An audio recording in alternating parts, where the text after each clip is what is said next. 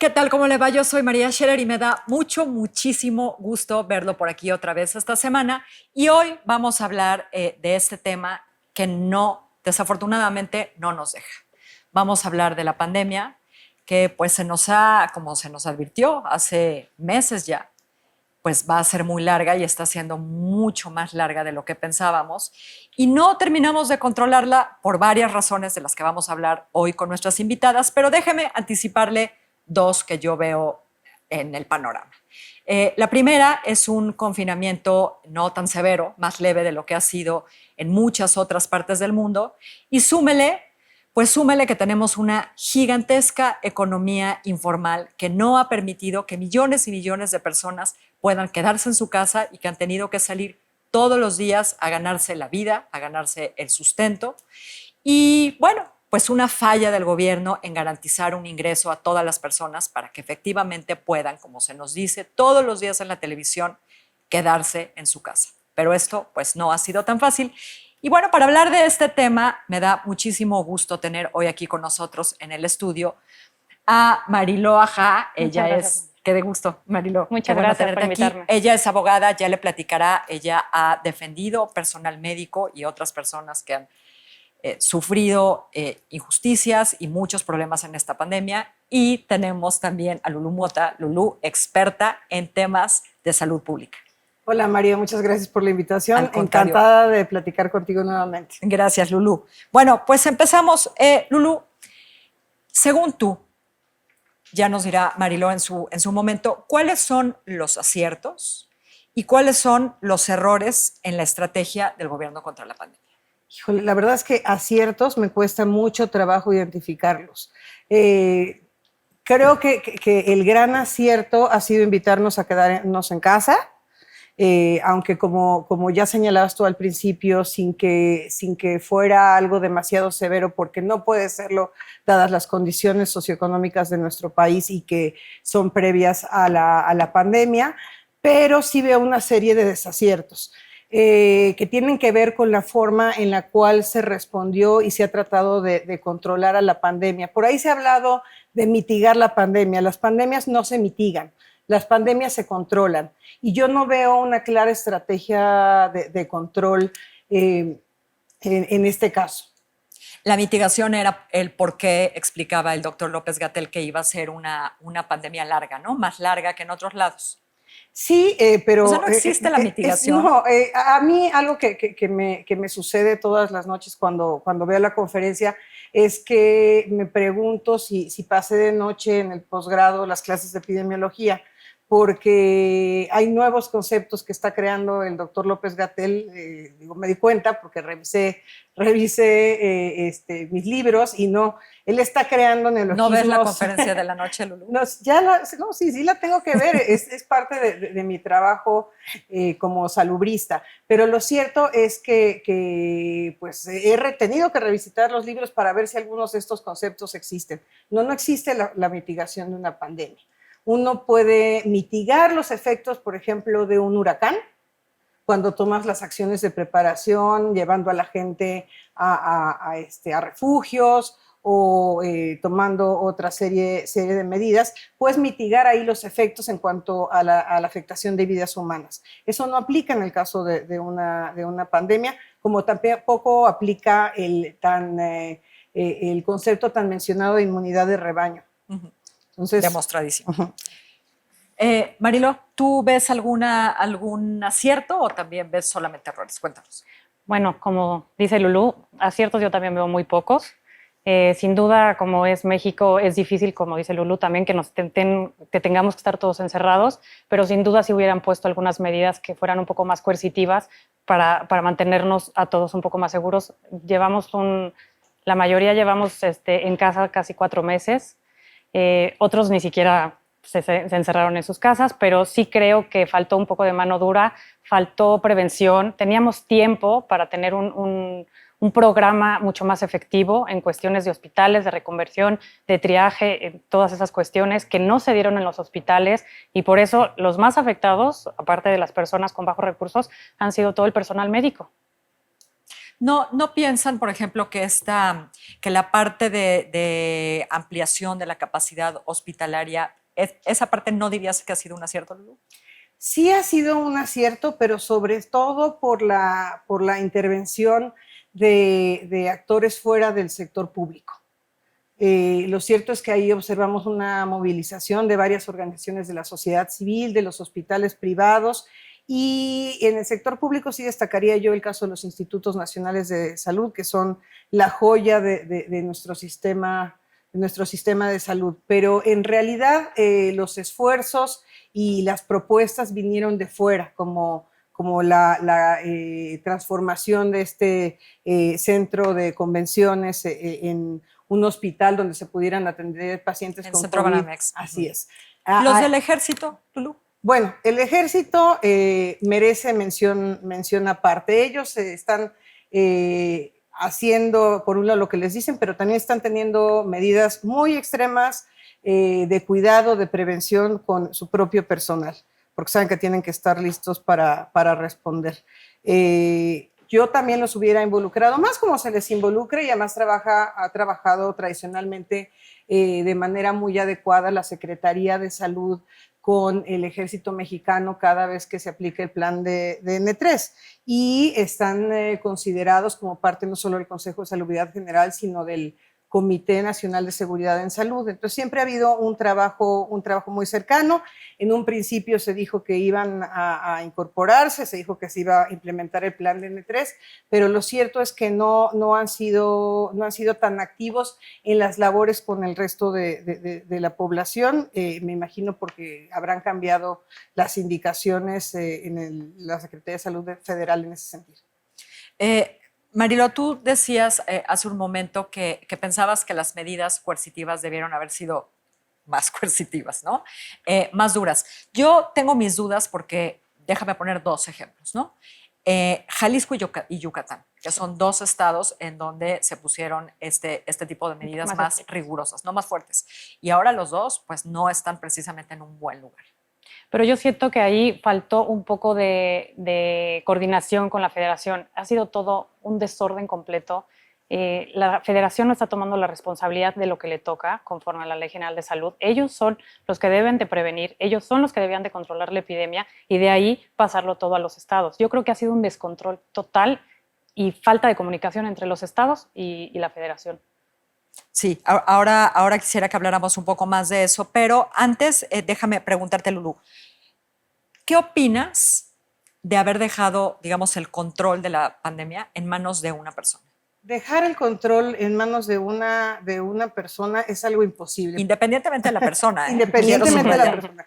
Es imposible. Sí tiene que haber alguien a la cabeza coordinando, pero una estrategia adecuada de preparación y respuesta ante una pandemia, sea por coronavirus o sea por cualquier otra enfermedad, porque estamos ante la constante amenaza de una pandemia que en esta ocasión fue por el SARS-CoV-2, pero que puede darse por otra enfermedad nueva, emergente, o por una reemergente, como aquellas que creíamos tener erradicadas. Entonces siempre hay que estar preparados. Esos planes son tan complejos que sí puede haber alguien coordinando, pero que requieren el despliegue de muchísimas personas, la coordinación de muchísimas personas, de muchísimas instituciones, para que pueda funcionar efectivamente.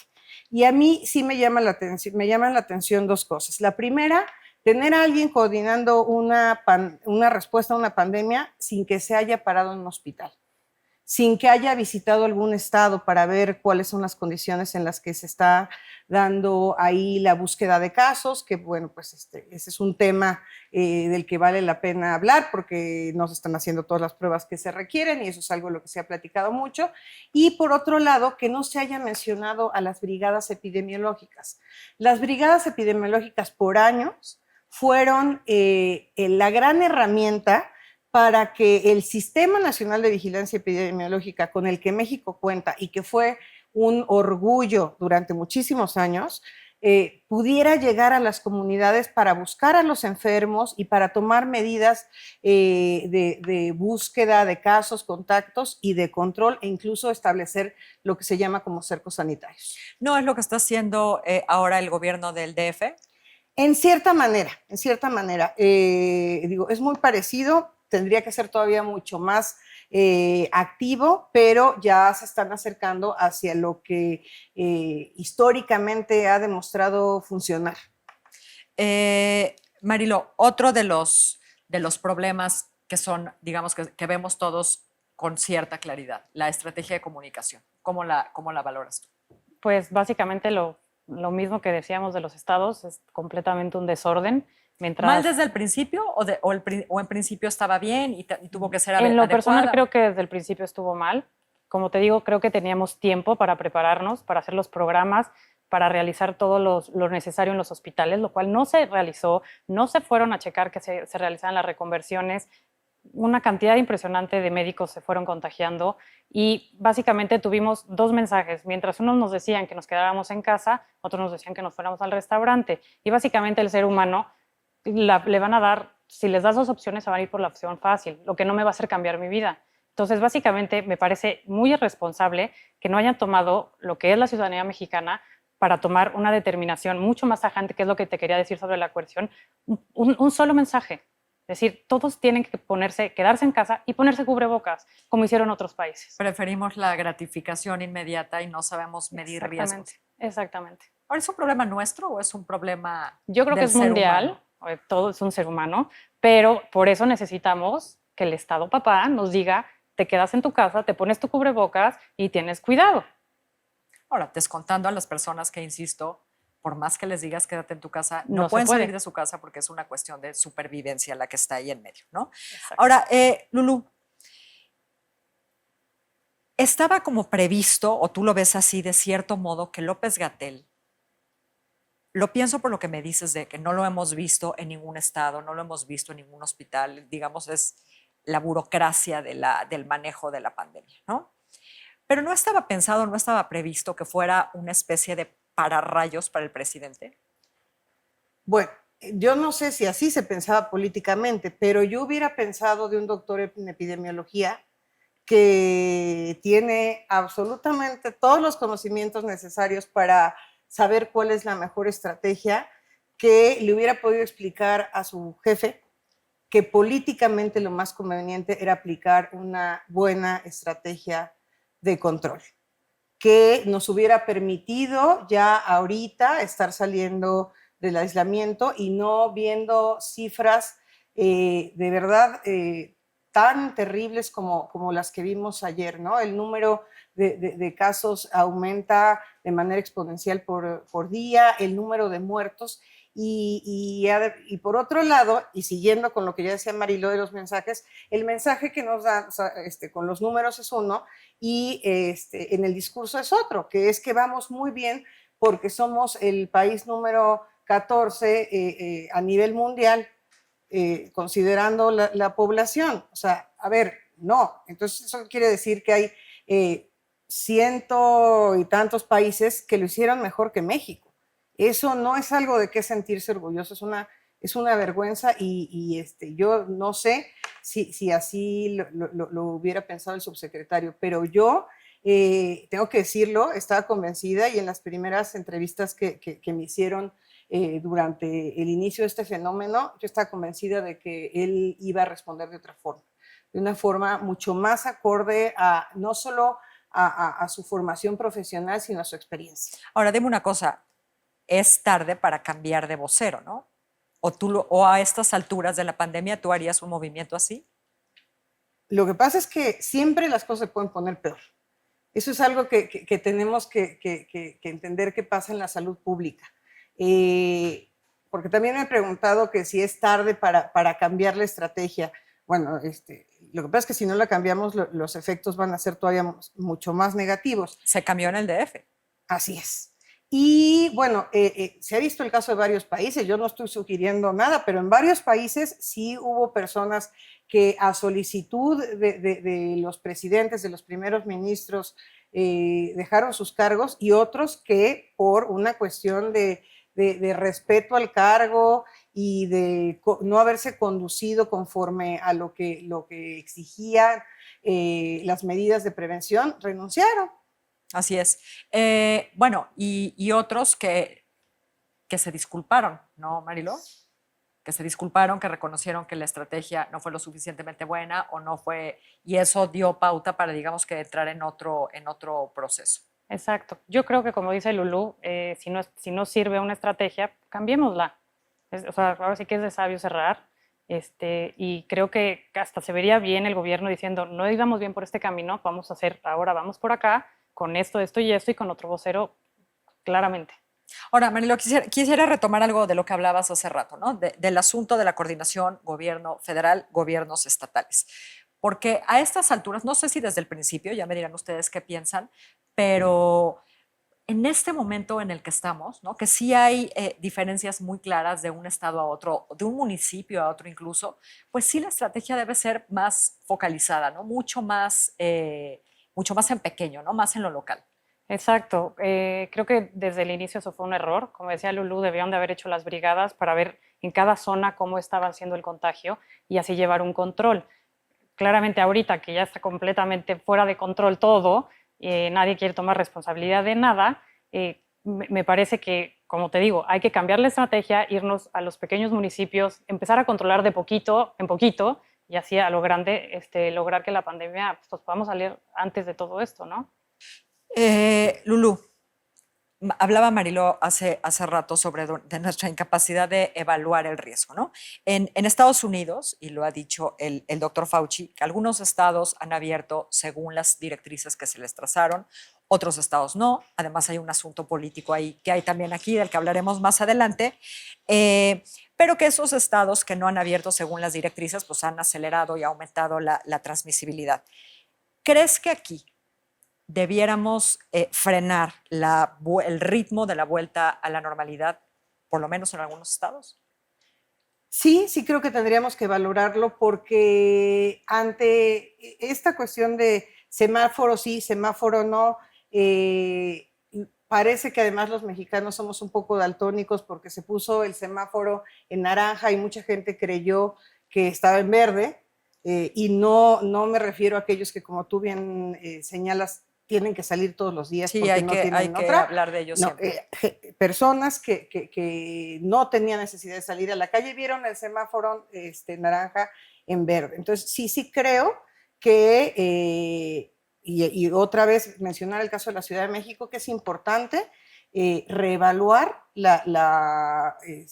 pues, pertinencia de regresar como se tenía previsto y de seguir evaluando las acciones estas nuevas que se han incorporado en la estrategia de la Ciudad de México. Esta segmentación por colonias, ¿cómo la evalúas? ¿Qué te parece? A ver, es que es muy difícil incluso entre municipios, porque, digo, aquí... Porque vamos de un lado a otro. Claro, era lo que te iba a decir, en esta ciudad yo creo que difícilmente una persona vive y trabaja en la misma alcaldía, ¿no? La mayoría de la gente tiene que hacer largos recorridos de 1 a 2 horas para llegar a sus trabajos. Entonces, sí, bueno, es importante saber cuántas personas que habitan en una alcaldía han contraído la enfermedad, pero para cuestiones que tienen que ver con el estudio de casos y contactos dentro de sus propios hogares, pero tiene que ser una estrategia de toda la ciudad. O sea, es importante tener esos números, pero es importante también ver cuál es el patrón de conducta de cada persona cuando se vayan determinando los casos, ¿no? ¿Dónde estuvo esa persona? Porque aquí nos han dejado muchas dudas. ¿Cómo se contagian? Todo eso se puede saber con una buena estrategia. Mariló, muchos expertos, muchos analistas anticipaban, creo que lo que está por pasar, ¿no? Lo que ya está pasando en algunos estados, que esto iba a ser una serie de encierros y aperturas sucesivas. Y más o menos en eso estamos, ¿no? Sí. ¿Tú crees que así debe ser? ¿Crees que también deberíamos echarnos un poquito para atrás en el ritmo de la vuelta a la normalidad? Pues creo que primero tienen que buscar un mismo discurso para todo, porque si no lo hacen, creo que vamos a estar así pues, años. En el momento que establezcan una sola estrategia, federaciones, Estado, en coordinación, podríamos echarnos un poco para atrás, explicarle lo que está pasando a la ciudadanía. Ahora sí que sí ponernos un poco de miedo a todos para que empecemos a respetar todas las normas, todos con cubrebocas, todos con gel, solo salgan a lo necesario, las empresas ayuden para que sean home office, vaya, todos cooperando. Creo que sería una buena estrategia hacer un poquito para atrás para poder salir. Y el dinero, ¿no? Si no hay un ingreso, este ingreso universal básico para todo mundo, para que la gente tenga la posibilidad de quedarse, yo no le veo mayor esperanza a estrategia ninguna, ¿eh? Exactamente. Creo que si el gobierno no nos va a ayudar a las pequeñas empresas, a las medianas, para que puedan seguir trabajando home office o puedan no ir a trabajar, pues, o sea, vamos a salir a trabajar, porque entre que me da y cómo le doy de comer a mis hijos, pues voy a salir a trabajar. Entonces, sí son muchos factores que tienen que coordinarse en una sola estrategia. Lulú, cada vez, o sea, lo pienso todo el tiempo, ¿no? No deberíamos estarnos viendo, hace tiempo nos debimos haber visto en el espejo de Europa, ¿no? Pero por cuestiones geográficas, poblacionales y un montón de factores más, no deberíamos de estarnos viendo ahorita mismo en el espejo de Estados Unidos. Sí, pero no desde ahorita, nos debíamos haber visto en el espejo de China desde que se detectó el primer caso. Porque, digo, México se enteró de ese primer caso.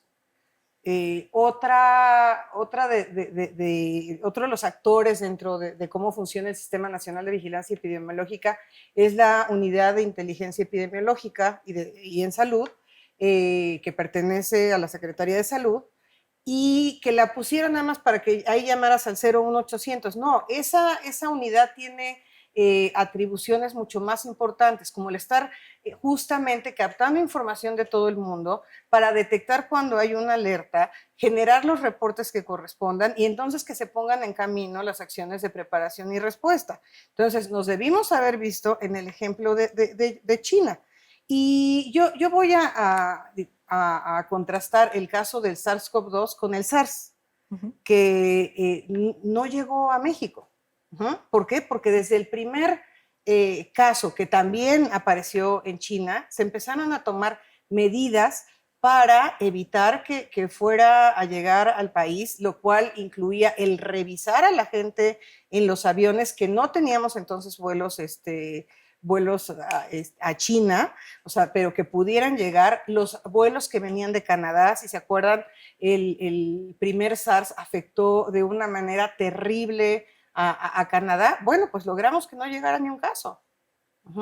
¿Por qué? Porque desde el primer día esa unidad que existía y que después se fortaleció, pues empezó a generar las alertas y se tomaron las medidas adecuadas y afortunadamente no tuvimos un solo caso de esa enfermedad, y así podemos nombrar otras, el síndrome respiratorio. Ahora, ninguna como esta, ¿eh? O sea, ninguna, esto fue un tsunami, ¿no? En términos epidemiológicos. Sí, ¿por qué? Porque es un virus completamente nuevo.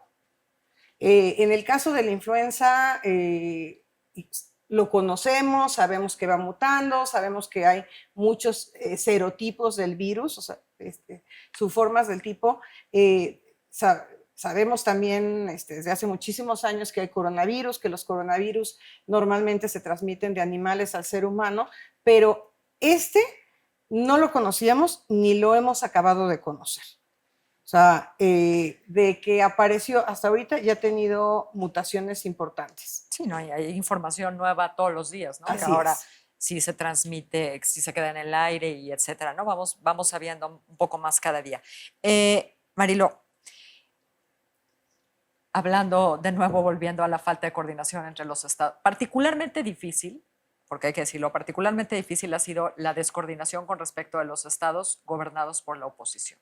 Sí. ¿No? Aquí hay una gigante piedra que tenemos encima.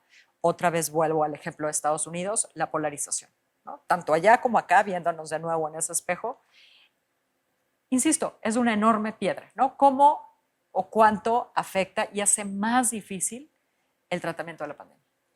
Pues muy difícil, porque los gobernadores también tienen, creo que, bajar un poco la guardia en cuestión de este choque que traen con el Ejecutivo Federal. Pero sin duda creo que este choque no es de ahorita, viene desde el inicio de este sexenio. Entonces, sí creo que tanto el presidente como los gobernadores tienen que conciliar, tiene que llegar un momento de decir, vamos a conciliar, vamos a coordinar y vamos a sacar esto adelante, porque he oído y escuchado, he escuchado y visto twitters diciendo que los que estamos en contra del gobierno no estamos casi compitiendo para ver cuántas muertes hay y que eso es bueno. Nadie quería que nos pasara esto, nadie quería que hubiera tantos muertos, que tantas familias estén sufriendo, que estemos en el momento que estamos, nadie. Entonces sí creo que hay que bajar un poco los egos y coordinar. No, no hay, ¿cómo afecta, Lulú, la polarización? Es que aquí parece que no se entiende que ese es un problema que afecta a todos, ¿no? Porque se ha querido incluso vender la idea de que si llegó por los ricos, bueno, ahí no nos han dicho cuál fue el primer caso. No nos tendrían que decir el nombre, yo entiendo que hay que proteger los datos personales, pero si fue hombre, mujer, de qué edad, en qué estado, ¿cuál fue el primer caso que se registró aquí? Si te acuerdas, en el caso de la influenza, hasta el caso 0 le hicieron una estatua allá en Veracruz que fue un niño. Es cierto. Eso lo deberíamos de poder saber, pero bueno, parece que algo que no entendemos es eso. Esta, como muchas otras enfermedades, no distingue clases sociales, no distingue afiliaciones partidarias, no distingue en nada. No tiene caso el hacer bandos cuando estamos hablando de temas de salud pública. Y cuando hablo de salud pública no me refiero a la que ejerce solo el Estado, sino a la que va dirigida a la comunidad. Aquí tenemos que trabajar como comunidad, tanto el gobierno como las instituciones públicas de salud, como parte de los estados, todos tenemos que trabajar juntos. A nadie nos conviene, por ejemplo, que le vaya mal a López-Gatell. Pero eso no quiere decir tampoco que dejemos de señalar lo que está haciendo mal. Ya le fue mal, ¿eh? Sí. O sea, pero a nadie nos conviene. No es que uno, como bien decía Marilo, esté buscando criticar por criticar. No, yo creo que aquí la idea es hacer un llamado a que se cambien las cosas. O sea, la verdad no es que yo te pueda decir que si lo cambian mañana a mí me va a dar mucho gusto. No, o sea, pero lo que yo no quiero es ver más muertos. Y algo que sí no tiene nada que ver, pero que incluso debería evitar, es esa sonrisa con la que se muestra cuando el presidente lo alaba, le dice que está haciendo las cosas bien cuando no es cierto, o que toma también en ciertas de las conferencias de la CITA. Me parece que eso, y él lo tiene que saber muy bien, es algo insultante para las vidas que se han perdido. Lulú, qué gusto haberte tenido aquí. Muchísimas gracias por acompañarnos. Marilo, muchísimas gracias. Gracias, María, gracias por invitarme. Y muchísimas gracias también a ustedes y por favor, aquí lo espero la próxima semana. Que le vaya muy bien.